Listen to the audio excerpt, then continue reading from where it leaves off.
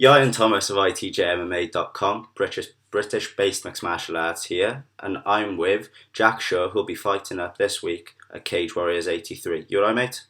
Yeah, all good, thanks. So obviously you're fighting Conman there for Cage Warriors. How's the training gone? Training's gone really well. I last fought in March, first weekend of March, so I've practically had two camps, if you want to call it camps, back to back. So I've had no off time to get fat or lose any of my sharpness or my cardio. So I'm in a good place, and I'm looking forward to the fight on Saturday night. So I noticed something that you haven't fought outside of Wales in your professional career. Is this a preference to you, or? No. I mean, as an amateur, I think I only had like 2 fights in Wales, and obviously I'd had 12 fights altogether. But I'll fight wherever they tell me to fight. Obviously, Cage Warriors coming to Wales, they like to use the Welsh guys to draw the interest. So if they're here 3 times a year, I'll fight 3 times a year. If they decide they're going to stop coming here, I'm happy to go wherever and fight. And I do want to travel a bit, so I'm hoping by the end of the year they can get me up in London or Liverpool or even Ireland, something like that. Obviously, talking about your amateur career, you competed in the IMMAF European Open Championships in Birmingham in 2015. You impressively won with 3 first-round submissions and a unanimous decision in the final. Did this give you that confidence to then progress forward into professional MMA? Yeah, massively. Like the Euros and the Worlds, the IMMAF, I think, is the pinnacle of amateur MMA in Europe and in the world. Obviously, like, you don't get a pick who you fight. Names are sort of put to a draw, and you just fight the best guys. So that's the best way to do it. I think a lot of people can get accused of padding your record, and a lot of people say they're fair opponents. So it's nice to go there. You fight who you fight, and also you fight the best guys in the world. So it's nice to prove that you can angle the best. And yeah, for me, it definitely gave me a big confidence boost. Everyone kept telling me how good I was, but to go there and get the wins in the way I did, I impressed myself as well as other people, and obviously it led to turning pro then and making my move on the pro ranks. So you got the 3 submissions, and I've noticed throughout both amateur and professional, you have an extremely wide variety of submission victories. You've got rear naked chokes, triangle chokes, a key lock.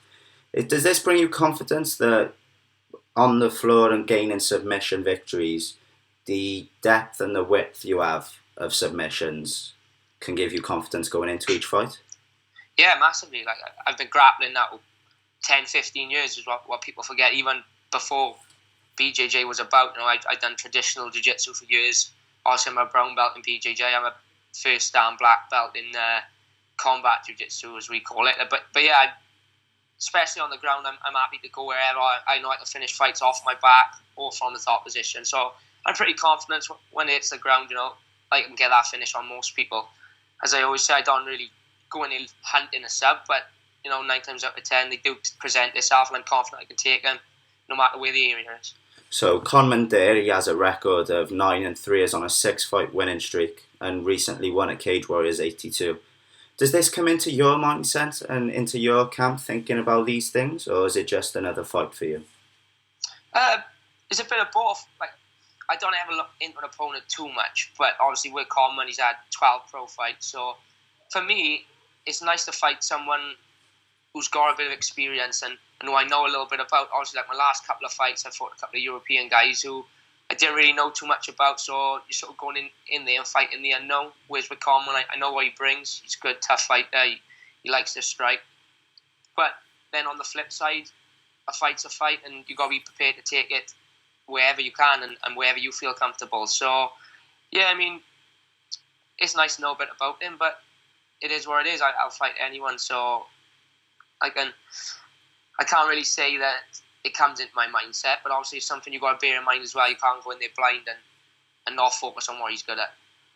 So, like you said earlier, you fought back in March, and I noticed something in Conman there that this will be his 3rd fight since the beginning of March of this year.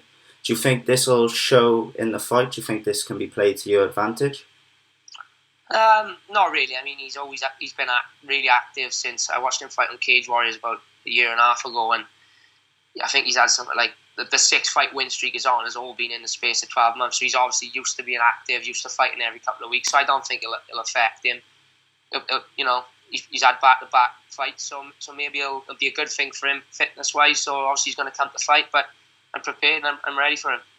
And obviously, there's a height advantage to yourself. It says on the Cage Warrior website that you're 5'9", and Dare's only 5'6". Can you see this being a big factor within the fight and something you'll exploit enormously for yourself? Who knows? I've yet to show that my boxing pedigree. I trained with Gary Lockett, my boxing, so obviously I've been working a lot of range stuff with him. I didn't even know that I was 3 inches taller than him or whatever until you just said. But I mean, if it's something I can use to my advantage in there, then by all means I'll use it. But you just got to take the fight as it comes.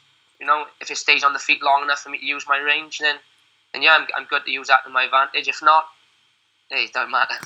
So, obviously being fight week now, it means the weight cut's coming along. How much do you normally walk around at? When I'm not fighting, I go up to about 75 kilo if I'm not, not dieting and ease off on the training a bit. But I'm pretty good with my diet and I'm really disciplined. So as soon as I go a fight, I end up, I let that 8-week diet in and conditioning, and I don't cut a massive amount of weight. I'm not a massive featherweight, but the way I cut it and the way I do it, I feel strong and I feel fit once I've rehydrated and gone in there. I'm not a big believer of massive weight cuts. They suit some people, they don't suit others, and for now my body feels good at featherweight and I don't feel like I'm small or I'm not the biggest featherweight out there, but I don't feel like I'm getting outsized or outstrength. So it's not a massive deal for me cutting the weight, but it's nice to experience it, because with amateur you fight in sort of up the weight because you've got to fight same day weigh in. But I do prefer the setup of the day before weigh in, so you've got time to refill before the fight. So obviously, like you said, you've had a recent fight in March, and you're still back-to-back camps. Do you think the 2 weight cuts, but obviously you've said there is not that much of a weight cut for you, do you think it could play a factor? No, not at all. Like I said, I didn't have a lot of time off after the last fight. I think I took 2 days rest, 2 days off the diet, and I was straight back into it. So if anything, this will be the easiest weight cut I've had, because obviously I didn't have time to binge out and sort of get out of shape in between fights as some fighters do. So this one's going to be a nice, comfortable one. So what's your method of losing weight? You have, obviously, many people hit the saunas, they run. What's your method of that?